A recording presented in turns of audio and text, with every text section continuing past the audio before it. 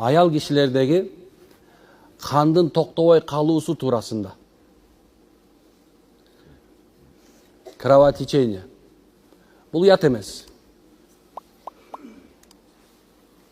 Мунун үчүн сурак болот кыяматта. Кайсы бир эркек киши ушул маселени билбесе, кыяматта сурак берет. Унутпасын. Алдарын хайс ва нифас деген теманы бар, билип албаса, бул илми халга кирет. Илми хал ошол убакытта эң керектүү илимдердин катарына. Ар бир үйлөнгөн, ар бир кызы бар эркек үчүн, аял үчүн биле турган илим бул. Бирок мен башка жагын айтып берем азыр. Качан ошол кишилерди аялда кан токтобой кала турган болсо, биз дагы эле болсо эки нерсесин карайбыз. Биринчи карай турган нерсебиз аны медициналык параметрлерин карайбыз. Медицина эмне деп атат? Эгерде медицинада дарылана турган нерсе болсо, ошол нерсе ушу менен дарылайбыз. Бирок көп убакыттарда алдынан айтчу боюнча, ошол кандын токтобой калышы же болсо келбей калышы маселесинде жиндер отурат деп айтат. Bir kan tamırdı эмне кылышы мүмкүн экен? Кысып коюшу мүмкүн экен, же болбосо ошол кан тамырга зыян бериши мүмкүн экен.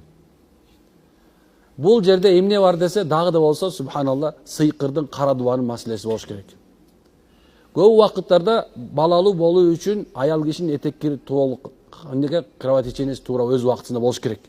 Бирок шайтан көп убакытка чейин аны ким экен келишине тоскоол кылат экен дагы, же болсо дайым такай келтиргенге аракет кылат экен. Ушул нерсе менен эмне кылат? Анын жашоосуна зыян келтирет. Эми эгерде ден соолук жагынан боло турган болсо, кандай болот десе, бул биринчиден эң негизи азында 80 мг деген келиш керек.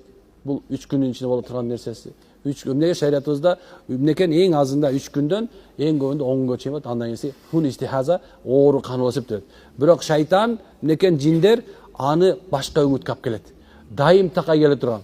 Бирок ошол аял кишиге катуу оорчулук келе турган, же гемоглобини, жанакындай нерселери, же кандагы нерсе түшүп кете турганчалыкка чейин апарбайт экен дагы, бирок дайым такай каны келе турган болуп калат. Ошол эле мезгилде аял кишинин башын оорутушу мүмкүн, жана памятин жоготконго аракет кылышат экен. Ошол менен субханалла, жана нерв жагынан жабыркатканга аракет кылышат. Бул нерсе жөнүндө айта турган болсок, бул кадимкидей эле айыга турган эле оору. Бу жакта практикада бар.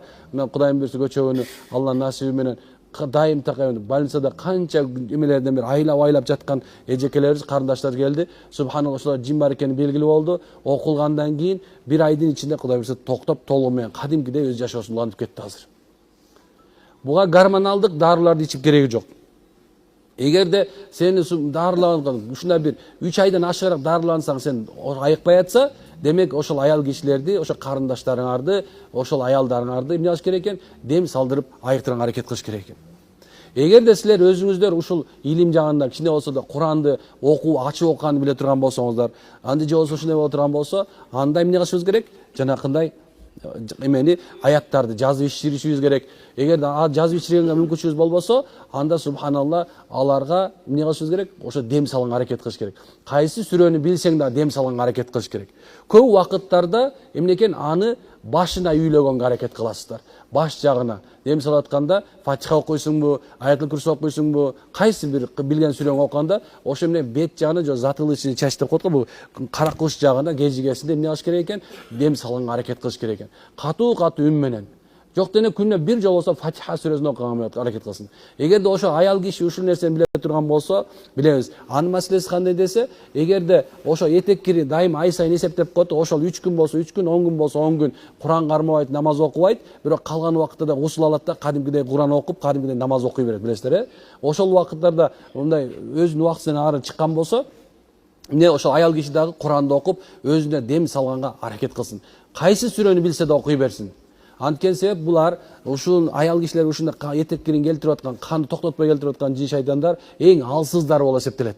Ошон үчүн ар бир эле жанакындай жакшынакай эле кичине Фатиханы, Ихлас, Фалак, Насты билген эле аял болсун, эркек болсун, иншалла муну айыктырып кое ала турган даражада болуп эсептелет.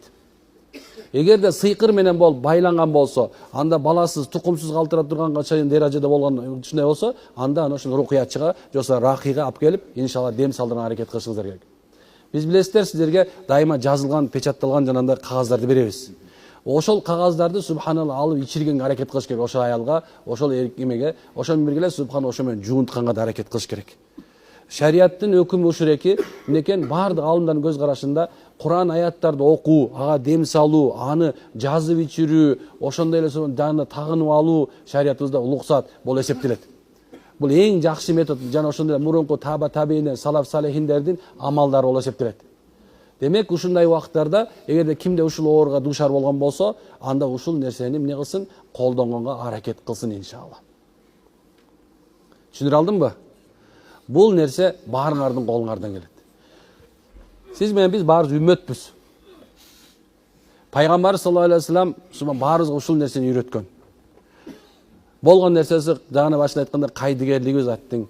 Кичине болсо да илимден ошо көңүл бурбастыгыбыздын бир кесепети ушул нерсеге алып келип койду бизди. Болбосо бардыгыбыз тең мусулманбыз, машалла. Бардыгыбыз кыла ала турган, бардыгыбыз оңдоп кыла турган иш эле бул. Ошон үчүн сиздерден сурап турган нерсе ыхлас коюп, кимдеги ушул нерсени кыла турган болсо, иншалла жанакындай болуп калса, Кудайым буйрса ошонун шифасы тиет. Ыхлас деген нерсеге көңүл буруш керек. Анткени Кудай таалам көрүп турат. Кудайым каалаган үчүн болот. Менин каалаган нерсем үчүн болбойт деген ниетте дем салып, ошого айыртырса болот деген сөздү айттым эле. Аракет кылабызбы? Колдон келсе түшүндүрдүк, машалла. Аллах разы болсун, машалла. Ассаламу алейкум ва рахматуллахи ва баракатух.